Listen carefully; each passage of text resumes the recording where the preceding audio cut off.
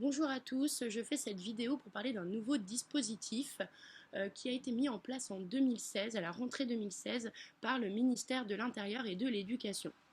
Ce dispositif, qu'est-ce que c'est? C'est l'attentat intrusion. Alors l'attentat intrusion, qu'est-ce que c'est? Eh bien c'est un homme ou une femme qui va venir déguisé en terroriste dans nos écoles pour semer la peur et nous entraîner à un éventuel attentat. Alors la communauté pédagogique a réagi en dénonçant cet exercice et s'est posé deux questions qui sont très légitimes quand on est sur le terrain. Pourquoi et comment? Alors pourquoi d'abord? Eh bien on va aller très vite là-dessus parce que l'initiative ne vient pas de nous, c'est sûrement dans le cadre des mesures qui ont été prises après les attentats en France, donc la prorogation de l'état d'urgence et le renforcement du plan Vigipirate. Et du coup voilà, c'est tout. Enfin bon, j'ai rien d'autre à dire là-dessus. Mais comment? Alors comment c'est intéressant, hein, quand on est agent de l'État et qu'on va mettre en place dans les écoles ce type d'exercice, on se demande comment le faire. Alors c'est très simple, il suffit d'aller sur le site du ministère de l'Éducation qui a mis à notre disposition des documents pédagogiques, hein, qui sont des textes en fait pour nous orienter, nous conseiller, nous donner des outils pour mettre en place cet exercice.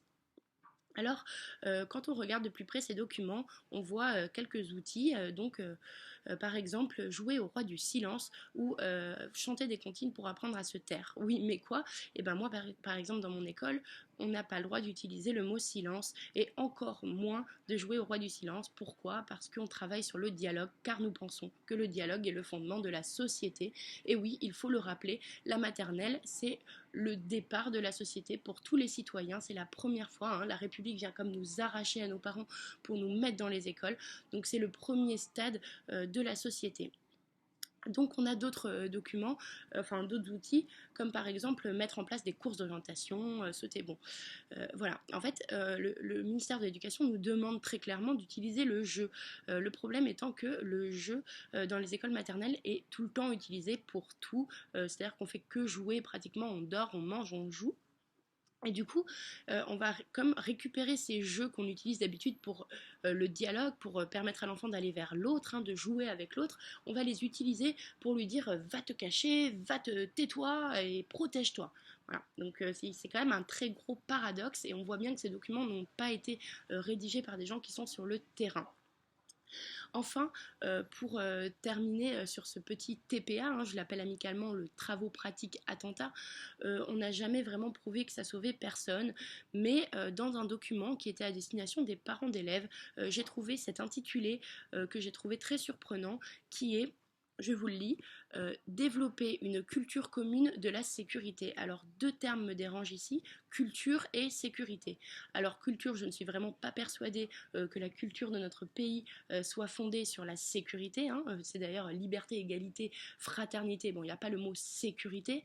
Je ne vais pas m'étendre là-dessus parce que je pense que c'est un débat qui est plus philosophique et c'est pas l'objet de cette vidéo. Par contre, la sécurité, je trouve ça très important de parler de ça parce que la notion de sécurité chez l'enfant de maternelle n'est pas du tout la même que chez l'adulte et je pense que mettre dans la tête de l'enfant dès 2 ans et demi le terme sécurité, c'est dangereux. Alors pourquoi c'est dangereux? Parce que l'école, c'est ce qui va guider l'enfant pour ses 20 prochaines années. Et si on commence déjà à lui dire que c'est pas un lieu où on peut se sentir en sécurité, ça risque de poser de gros problèmes. Et d'autant plus que l'école, c'est fait pour socialiser, je l'ai déjà dit, et que du coup, si on commence à mettre dans la tête de l'enfant que l'autre est un potentiel danger, ça risque d'être très dangereux et de nous mener à des générations de gens qui sont repliés sur eux-mêmes, tout simplement. Je pense vraiment que cet exercice doit être réfléchi davantage car il bouleverse les fondements même de l'école républicaine. Merci de m'avoir écouté.